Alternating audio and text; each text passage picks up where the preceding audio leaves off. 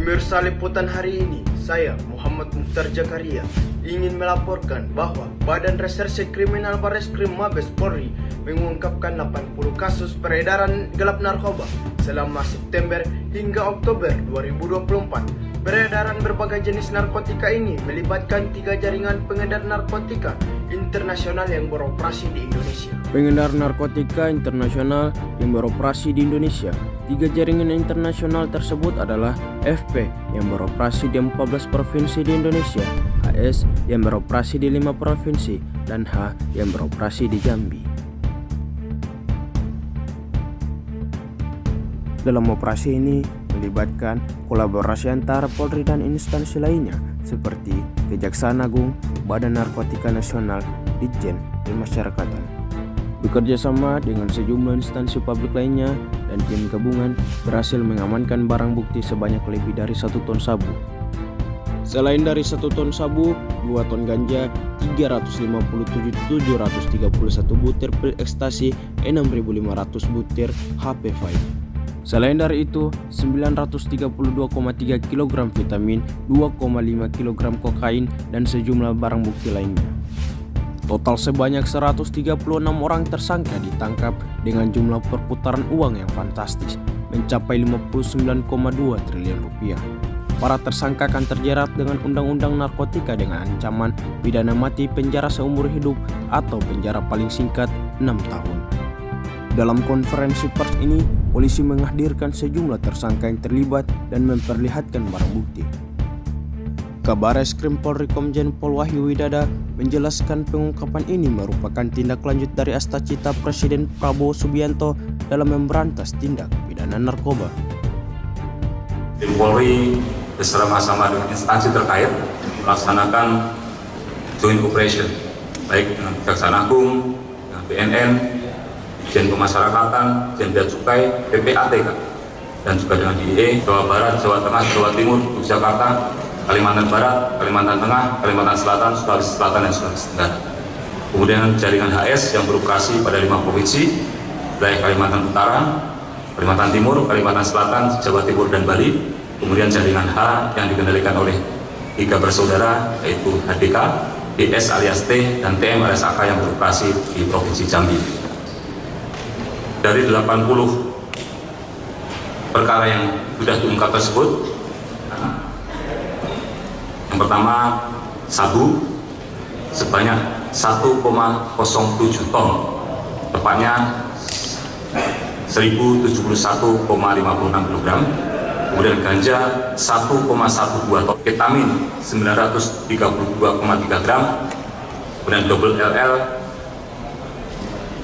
127.000 butir, kokain 2,5 kg, tembakau sintetis sejumlah 869,7 miliar rupiah dari aset-aset yang kita sita, jumlahnya 869,7 miliar rupiah. Kemudian terhadap para tersangka tersebut akan diduga melanggar pasal 114 ayat 2, subsidi pasal 112 ayat 2, tentu pasal 132 ayat 2 Undang-Undang 35 tahun 2009 tentang narkotika, dan 2010 tentang pencegahan dan pemberantasan TPPU, dan pasal 137 huruf A dan B Undang-Undang 35 tahun 2009 tentang narkotika. Terhadap pelaku aktif, ancaman hukuman pidana penjara paling singkat 5 tahun dan paling lama 15 tahun. Nah, kalian telah melihat kan mereka pelaku tersebut telah memakai baju orange. Mereka dikenakan undang-undang narkotika dengan ancaman hukuman pidana mati. Pesan buat kalian yang di rumah, narkoba bukanlah suatu solusi untuk menyelesaikan masalah. Jadi, marilah kita jauhi narkoba untuk hidup tentram dan aman. Buat kalian para generasi bangsa, kalian perlu mengetahui bahwa dampak penyalahgunaan narkoba itu ada. Coba kita bisa melihat di layar samping ini dampak penyalahgunaan narkoba. Yang pertama, organ tubuh kalian itu bisa menjadi rusak sehingga organ tubuh kalian tidak akan berfungsi semestinya. Yang kedua, perubahan sikap dan mental. Jadi, mental kalian itu akan rusak dan akan terganggu. Yang ketiga, bisa saja masa depan kalian itu akan suram. Yang keempat, berpotensi terjerumus terhadap tindak kriminal. Dan yang terakhir itu pidana penjara hingga vonis mati. Jadi buat kalian para generasi bangsa, marilah kita menjaga generasi kita ini dengan bebas narkoba. Oke, di sini kami telah terhubung dengan pengamat narkotika Bapak Farel Limbudo. Selamat siang Pak Farel. Selamat siang juga. Oke, terima kasih sudah bergabung dengan kita Pak. Kita sudah mendengarkan percakapan dari konferensi pers tersebut terkait 80 kasus narkoba. Saya hanya ingin kembali mendapatkan perspektif dari Anda. Apa sih yang ingin Anda sampaikan terkait kasus ini?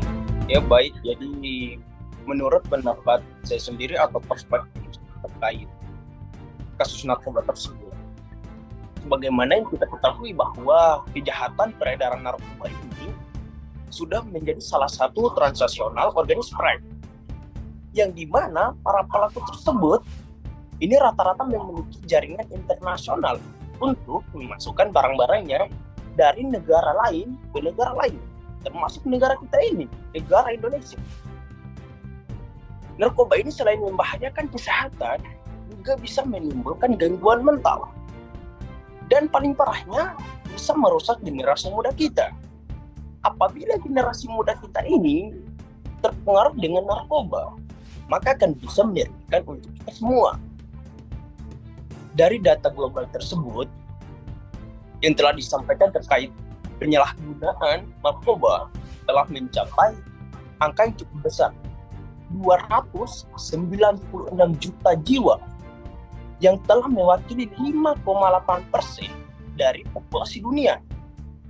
Sedangkan di dunia sendiri, data prevalensi narkoba Indonesia mencapai angka 3,3 juta atau sekitar 1,73% dari jumlah penduduk kita. Ada 350.000 Indonesia, warga negaranya itu usia produktifnya itu antara 15 sampai 20 tahun. Mereka adalah orang-orang yang rentan dan harus kita lindungi.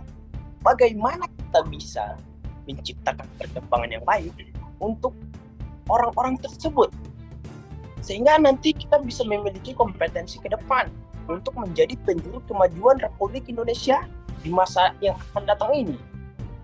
Oleh karena itu, wajib bagi para instansi narkoba untuk memberantas narkoba ini sampai di akar-akarnya. Baik, itu saja menurut saya pribadi terkait kasusnya. Baik Pak, terkait kasus ini katanya pelaku akan terjerat undang-undang narkotika dengan ancaman hukum pidana mati. Menurut Anda, apakah hukuman tersebut sudah efisien? Baik, kalau menurut saya pribadi, bisa-bisa saja dengan hukuman mati tersebut, karena mereka para pelaku ini sudah tingkat internasional.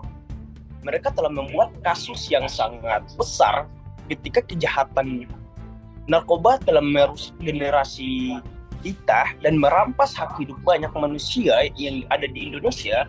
Jadi adil-adil saja untuk menjatuhkan hukuman mati terhadap pelaku narkoba tersebut. Hukuman mati juga bisa diterapkan untuk memberikan peringatan keras bagi para pelaku narkoba atau penjahat lainnya. Itu saja menurut saya. Oke Pak Farel, terima kasih atas waktunya Pak Farel. Sama-sama. Dan mohon maaf juga telah mengganggu waktunya. Saya izin mematikan teleponnya ya Pak. Saya Muhammad Muhtar Jakaria, Breaking News, melaporkan.